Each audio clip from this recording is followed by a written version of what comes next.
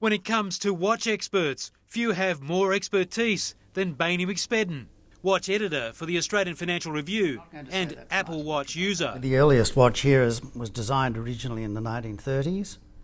This watch here, same brand, Panerai, was designed in about the 1950s. Rolex here, this design, late 60s, early 70s, this one in the 70s. And we come up right up to the modern day with this watch here from Arm & Strom, a skeletonized watch. The Australian release of the Samsung Gear S2 and Huawei smartwatches has excited the local market, expected to be worth more than $1 billion in 2 years. But how will it impact the traditional watch market? Holding those in your hand, I also see the Apple Watch. Are you a creature of both worlds? I'm a creature of both worlds. I thought the novelty of the Apple Watch would wear off. It hasn't worn off. And I think it's not because it's a great watch, it's because it's a great device. And I do make a distinction. I think you really can't beat the weight, the feel, the mechanical joy, if you like, of this kind of watch. On the other hand, a watch like this can't compete with the functions of the Apple Watch. But what makes it attractive is its industrial design and the fact that, to me, it has not tried to mimic a watch.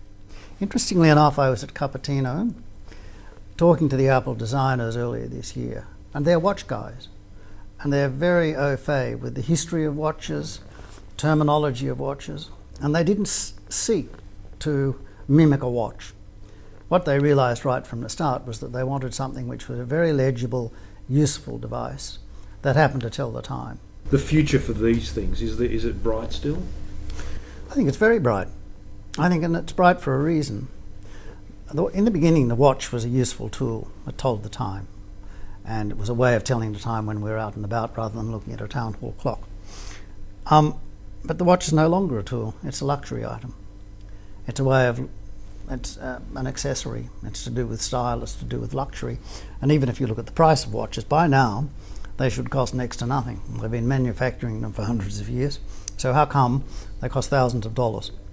And I think the answer is that they've become a luxury item. The finishing is superb, the movements are now revealed and decorated. There's no detail left undiscovered in a watch. And I think it's because they're a luxury item that they will have a future, just as we've seen even Apple tie up with Hermes and doing an Hermes version. Why? Because it's a luxury version of a device. And there's no doubt the luxury market has a future. Djuro Sen, 7news.com.au.